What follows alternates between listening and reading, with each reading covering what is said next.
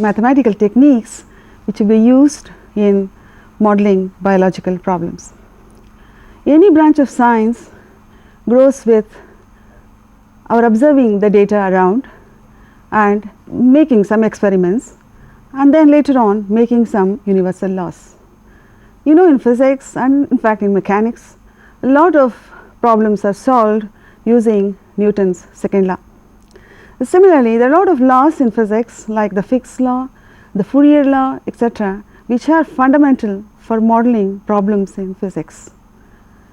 But biology has not grown in that way. One of the reasons is that biology is a very descriptive science and there is a lot of speculation in the data around. So, the recent technological changes have made us optimistic that the ideas of mathematics which are used in physics right from 17th century can now be used in biology as well, so that we can make meaningful conclusions about the biological phenomena. So, I will first tell you what is a mathematical model. So, a mathematical model is the art of describing the essentials of a real world problem in mathematical terms. That is, we use mathematical tools. It can be algebraic equations, difference equations or differential equations. So, we use these tools to understand the real world phenomena, and we test ideas or hypotheses which are otherwise difficult to implement using experiments. For example, nuclear explosions. These are not something which we can do in a laboratory, or experiments with very corrosive materials. So, these are the things, if we can replace them by a model and understand through mathematical formula, so these could be very hazard free. And we also like to predict. In fact, this is one of the basic objectives of mathematical modeling. Based on our success in explaining what happened earlier, we can predict what would happen in the future. That is, if our model is able to explain what happened earlier, so that should be a credible model which could be used to predict what would happen in the coming years. So, what are the type of biological problems that can be studied using mathematical models? In fact, our optimistic view is that any type of problem we should be able to translate it into a mathematical equation and derive conclusions. But the problems which have been attacked, or the problems which are addressed to so far, are the following. The one is, how many seeds a given plant should produce in order to ensure survival of the species. That is, not all the seeds would really grow as plants. So, you know that the plants produce much more seeds than what is necessary, but there also should be a threshold level. There has to be minimum number of seeds that should be grown so that the plants will come up. Are there any general patterning principles that are shared by bacteria which can form complex patterns? So, you know that in biology the pattern formation is a very interesting topic. In fact, we all know that birds of the same feather flock together, fishes form schools, the cows form herds. So, there is a sort of grouping or pattern formation which is inherent in any biological population. Then, is it possible to represent this behavioral pattern in terms of a mathematical equation? That is a challenge. How does the brain work? This is a very interesting problem and it is addressed by many type of people. The model approach need not be unique. People can approach it in various ways. Is it there is chemistry involved, or is it a sort of electrical signal, or people do it through neural networks. So, this is an interesting problem in biology to see how really our brain gets a message and passes it on to the nerves. So, can we predict the ecological causes and consequences of climate change? So, this is a problem which is posed by the government to many scientists, because the agriculture, at least in our country, depends so much on climate change.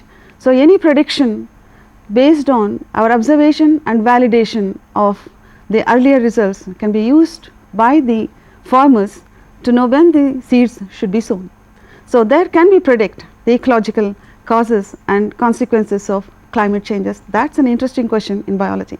So these are some of the challenging problems in biology which need attention and which need to be translated in terms of mathematical equations. So I now give you outline about how to make a mathematical model. So as we saw, these previous questions showed you that there are varieties of situations in which you have a problem posed in the real world. So you take up a real world problem, that is the first situation. So having chosen a topic, so it could be anything like how the brain works or how the plants produce the seeds, etc. So you need to have to make the model abstraction. The model abstraction in terms of the mathematical symbols or any type of symbolism which would translate the real world problem into an abstraction. Having done that, you go to the next situation of assumptions or approximations to be included in the model. So you must know that the real world problems are very difficult. They are highly nonlinear. It's not easy to include all the things which are in the real world into types of equations. So this is something you need to be aware of when you start your model. There are a number of things which happen around us. There are so many things which affect a real situation, but all the situations cannot be introduced into a model, and we need to see what are the essentials and what are not so essential situations which have to be incorporated in the model. Because the model, if you try to introduce everything, then it becomes highly nonlinear, and even supercomputers will not be able to solve such problems. So to begin with, to have a good idea about what the problem is, we need to make some assumptions and approximations, and then this should be taken to formulate a mathematical equation, and then we need to find the solution. So this is not the only way. There can be certain problems which are simple, so we don't need to make approximations, and we can go straight away without making approximations to formulate the mathematical equations. So you all know about the pendulum, the simple pendulum, and especially when the oscillation is with a very small amplitude, one can easily get a solution without making any approximation. That's a very good example to say that you don't have to make assumptions at times. Write the equation corresponding to a particular experiment and get the correct solutions. So once we get the solutions, we need to validate. What do you mean by validation? A validation is you have made mathematical equations and you have solved, but does it really tell you what happens in reality? So you need to take your solutions and compare it with the observations and see whether the observations and your solutions tally. So the question to be asked is, do the theoretical and experimental or observed results compare well? So whatever your solutions you have derived, do they compare well with the observations you see outside? If the answer is yes, then that leads you to very many interesting situations. So the answer is yes, then we say that we can understand the problem better and we can estimate unknown parameters in the system. So for example, the period of oscillation, you know that is 2 pi to root of L over G.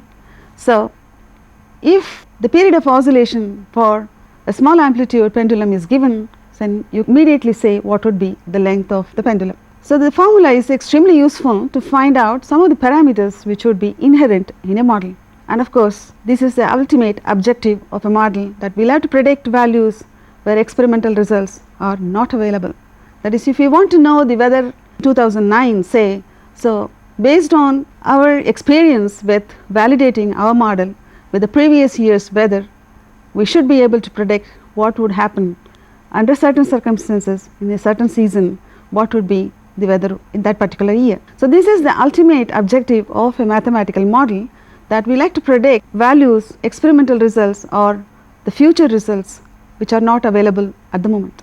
So these are all when the answer was yes, but if the answer is no, then you will have to go back to the model abstraction, and what we thought was non-essential was perhaps not very non-essential. It may be essential and we will have to bring it back into the model. So the whole thing has to be done again. We have to change the model abstraction, and probably some of the assumptions we made are not tenable. We'll have to relax them and introduce them into the model and make a more detailed model. So once you introduce more number of realities in the problem, you must know that the corresponding mathematics will also be more involved. We probably would have modeled in the beginning using an algebraic equation, but now you probably will have to change it to differential equation. Maybe that is not enough.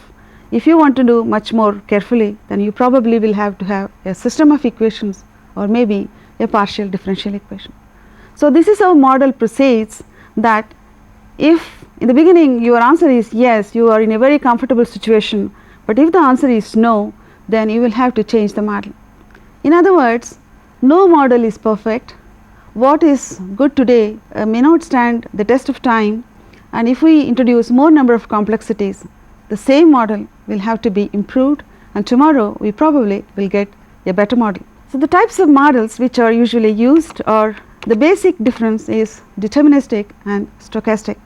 As their very names tell you, deterministic is something which is definite, whereas stochastic has a sort of uncertainty associated with it. So far most of the biological models have been stochastic for obvious reasons, because biology by very nature is a very speculative subject, and mostly people, whoever has tried to do anything theoretical, have gone in the direction of statistical models.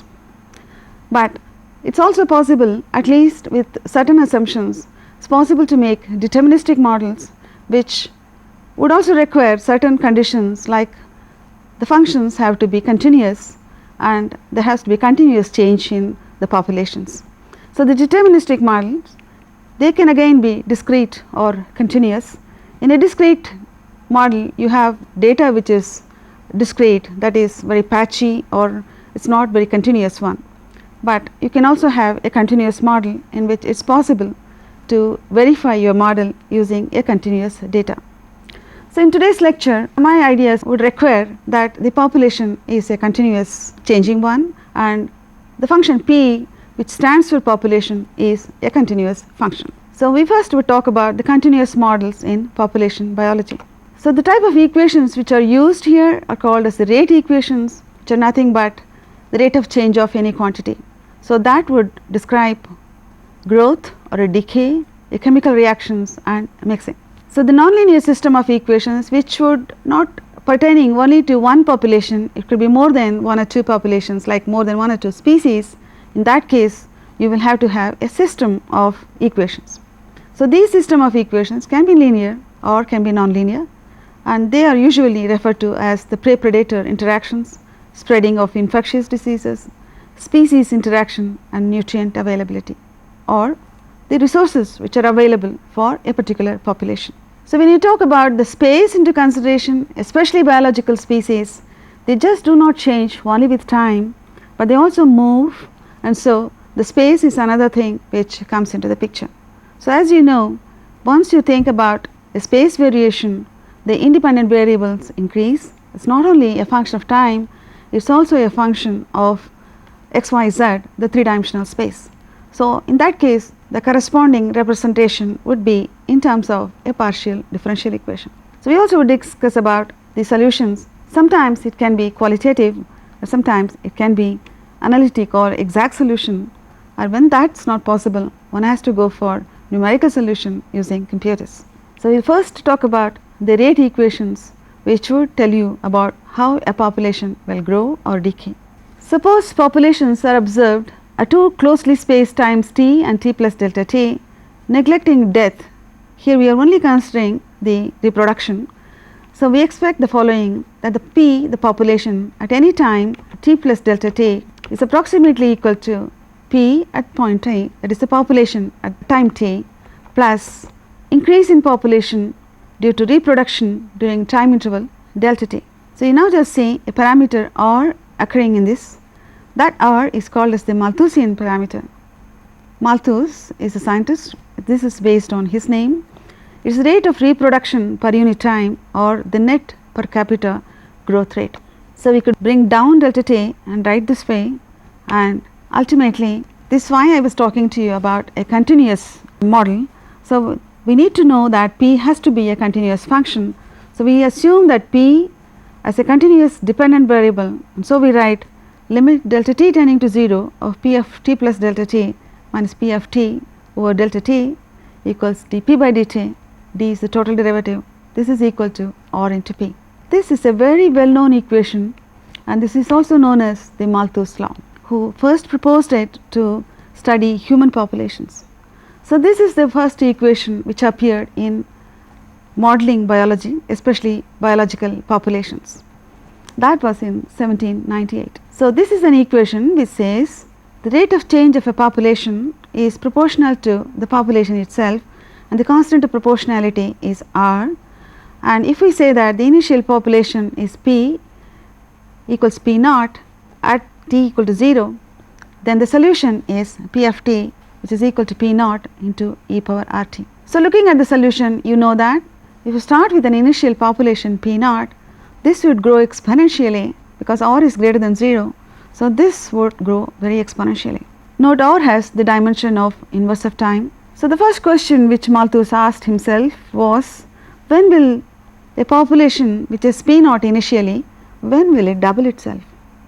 That is, when will P will be equal to twice P naught. So, if you substitute the solution here, you see that the time tau at which the population will double itself is logarithm of 2 over R. So, the doubling time is inversely proportional to the reproductive constant R. Malthus claimed a doubling time of 25 years for the human population. So, immediately you know that if we verify from the data that the population doubles itself in 25 years, then it is possible to know what is the rate of reproduction. Once you make a law and then you have verified this, it is possible to know very many parameters which occur in the problem by validating with observations. So, that R is 0.02777 according to Malthus, that in 25 years the population will double itself. But this law was quite okay for small population and for small times, but once people observed for large populations will bring in many other problems like crowding, etc. There will be resources will be limited and people will be fighting for the limited resources. So, that will bring down the population and would defy Malthus' law that the population would increase exponentially. So, this is the situation where you know that you need to modify this law. So, the simplest way to modify Malthus' model for introducing the restricted growth, that is the crowding effect, is to assume a linear function for R. We assumed R is a constant, but we now say that R is a linear function of R. We can write R equals R naught minus R1p. Minus R1p is very important, the sign. The term minus R1p represents a restraint on the growth. So, it is very customary to write R naught minus R1p equal to R into 1 minus p by k. So, Malthus' equation takes a new form now. We now have the logistic equation. So, this is all classical problem. So, it has a name, it is called as the logistic equation, and that has an initial condition, the same one as p at time t equal to 0 is p naught, and this is the new equation. You see the right hand side, it is interesting. It is a nonlinear one because p multiplied by itself. The first term is what you saw in Malthus' law, but the second term is R into p square over k. It represents crowding, and a negative sign would help to bring down the population. So, you observe that p of t is equal to 0, p of t equal to k are solutions of this equation. So, they are also called stationary or equilibrium solution. This is something which is very important in population dynamics. You need to know the equilibrium points, or otherwise where this population will stabilize itself, or where that is also called as the carrying capacity of a population. So, we now write the rate equation again. This was again modified in 1838 and 1845. There are two different times at which these papers were published. So, this is again easy to solve by using separation of variables or partial fractions again, and an exact solution is available. So, what Malthus saw and what was the reason for this modification was the fact the positive checks to population are extremely various and include all unwholesome occupations, extreme poverty, bad nursing of children, great towns, excess of all kinds, train of common diseases and epidemics, wars, plagues and famine. So, these are the consequences of the population increase, and does your mathematics or does the solution we have got reflect this? So, look at the solution now. The denominator tells you that 1 plus k minus p naught over p naught multiplied by e power minus RT. So when t takes large value, when t goes to infinity, you see that this goes to 0 and p will tend to k.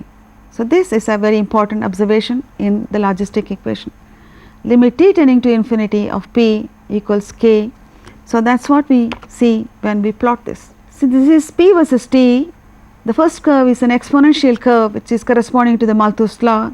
The second one is a modification of the Malthus law, which is the logistic equation, brings down this curve and tapers to the carrying capacity. So the solution curves, the curve on the right hand side is the solution curves of the logistic equation.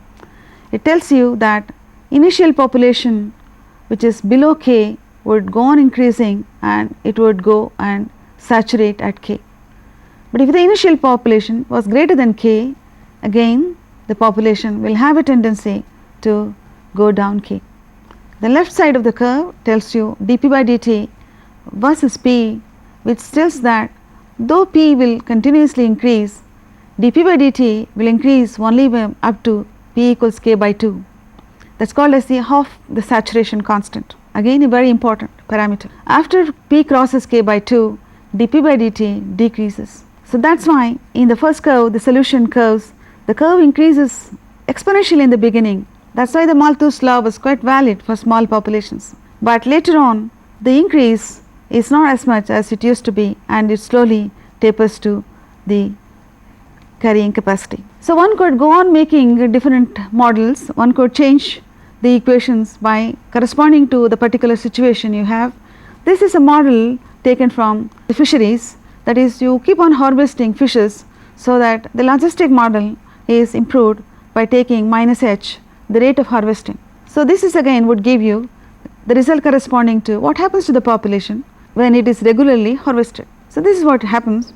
If k is 10, the carrying capacity is not now 10, but it again saturates to something which is below 10.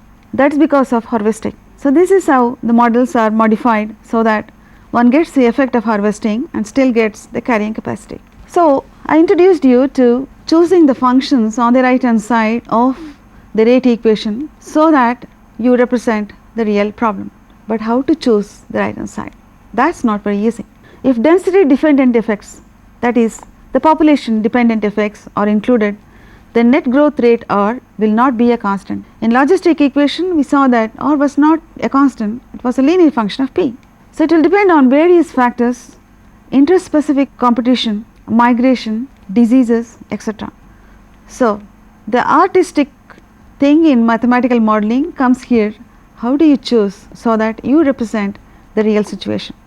In general, we can write dp by dt equal to p into f of p with the same initial condition that at time t equal to 0, p equals p naught. F of p is standing for R, that is R is a constant in Malthusian's law. R was a linear function of p in logistic growth and it could be anything else. It could be any nonlinear function depending on a particular situation. F of p is the net per capita growth rate representing density dependent effects. So we are going into a more difficult situation that when p is multiplied by f of p, which can be a highly nonlinear function. So in that case this equation may or may not be easy to solve. So how do we incorporate the density dependent effects? The step 1 is look at the data and decide what its essential characteristics are. This is the very basic thing in mathematical modeling. No mathematician can work in isolation. You have to look around, you have to see what is it you are going to represent. So are you going to represent a problem relating to the brain or are you representing any ecological problem? In any case, if you are modeling, any mathematician cannot work in isolation, it would become like an exercise. You need to know about the situation, you have to go and watch the field or at least watch the experiments when the biologists or any experimentalists do experiments, have a feel for the problem, have a data. That is what helps you to classify the essentials. So to choose that f of p, that is the density dependent function, you need to look at the data and decide what its essential characteristics are. Then the step 2 will be write down the simplest form for the function f of p, which will include all such characteristics. This will introduce naturally certain parameters. You saw that in Malthus law you had only one constant, but in logistic equation you had two constants. That is because you included certain crowding effects. So, if you are going to include many more effects of species leaving, species migrating, or new diseases coming into the population or people dying, then you will have to introduce more number of parameters. The step 3 is to choose the parameters in the model to give you a best fit to the data. That is how parameters are chosen. The solution you get should tally with what you observe, and that is what throws the parameter values. So, pass on to the next one. Choosing f of p would be understood better if we introduce 2 species in the model. So, if we have one more species coming into picture, which we usually call as prey-predator interaction in population dynamics. So, the way the prey and the predator interact would be necessary for deciding what would this f of p. So, the equations are no longer one equation, as you could expect. If you are having 2 populations, you will have system of 2 equations. Let x of t and y of t denote the population sizes of 2 species at time t. A model for the changing rates is dx by dt is r1 of x comma y into x of t. It is the same thing as what we did earlier. In the place of r, you have a function r1 which is a function of x and y. This r1 is not a constant, it is a function of both the species, and it would also depend on how these 2 species interact with each other. And dy by dt is r2 of xy, y of t, and the initial populations are the population of x of 0 is x naught and y of 0 is y naught. The functions r1 and r2 are the intrinsic coefficients, they are continuously differentiable and they are autonomous functions. What are autonomous functions? There is no explicit dependence on time. R1 R2 are definitely functions of time, but it is an implicit function. The time comes through x and y. So, this is the most general form of representing equations based on 2 species. But then the way you choose R1 and R2, actually R1 and R2 stand for f of p. So, if there is no interspecies interaction, then there are 2 independent system of equations like dx by dt equal to r1 of x into x of t and dy by dt is r2 of y into y of t. These are 2 independent equations, they are not coupled or connected, we can solve them separately. So, these are some of the examples I have given to show it to you how to choose that f of p. If there is a predator-prey interaction, x is the predator, y is the prey. So, dy by dt equals beta y minus cxy gives you the equation for the prey. So, if there is no predator, that is x is 0, then you get Malthus equation, dy by dt is beta y. So, the first equation is for the predator, dx by dt is minus alpha x plus beta xy. So, if there is no prey, that is x is 0, then dx by dt tends to 0. If y is the only prey that x eats, then it will not have anything to consume, so x would eventually go to 0. So, this is an extension of how you take care of the prey and the predator interaction. Then overcrowding, so that is an additional one we include compared to the previous set. Now, we include terms like minus ax square and minus dy square. So, this gives you the crowding of the prey or crowding of the predator. But if we cooperate, all the terms at the right hand side are with positive signs, because the constants alpha, beta, bc are all positive. So, the 2 species interact and they cooperate and they help the growth of each of them. This is a very well known classical Volterra equation which was made in 1926. In fact, Lotka also did the same equations, and in fact, it is usually called the Lotka-Volterra equations. This is what exactly I showed you in the beginning of the predator-prey interaction. This is an equation which is very well understood and which is very well studied, because again this explains at least qualitatively many of the observations you see around. Here alpha is the intrinsic death rate of the predator, beta is the intrinsic rate of growth of the prey. So, this would tell you when x is absent what happens to y, and when y is absent what happens to x. And b and c are the capture efficiency of the predator, and what is minus for the prey, that is dy by dt equals minus cxy term, whereas that occurs with a positive term for predator plus bxy. That is, this interaction is beneficial to the predator, whereas it is not very convenient for the prey.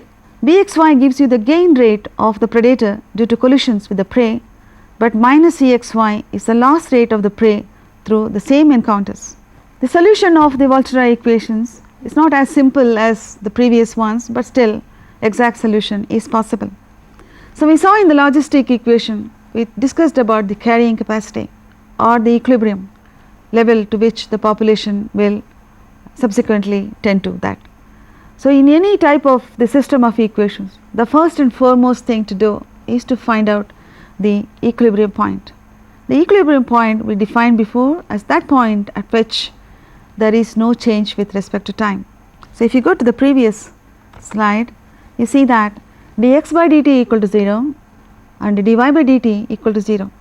If you include, if you equate these two equations to 0, you get the point for x and y. X is equal to 0, y is equal to 0 is also a point. That is the trivial point, that is both prey and predator are 0. So, that is a very trivial solution, but you get an equilibrium point as beta by c and alpha by b. This is the equilibrium point. So, this is an interesting point, that the prey and the predator will have values of equilibrium point around which the whole population will be distributed. The solution is a complicated one. You have c on the right hand side of this solution. So, this is a constant which is arbitrary, and that has to be evaluated using the condition which we discussed earlier, that is x of 0 is x naught and y of 0 is y naught. If you substitute it in the equations, then you can decide what this c would be. So, I show you the plot of this. So, this is how the populations grow like this. So, here you have dx by dt and dy by dt, how these things grow, and I have given you the tables in which in this first region dx by dt is less than 0, dy by dt is greater than 0. The arrow marks, please follow the arrow marks, they are important. In the second region you have dx by dt less than 0 and dy by dt is also less than 0. So, that is how this arrow is given.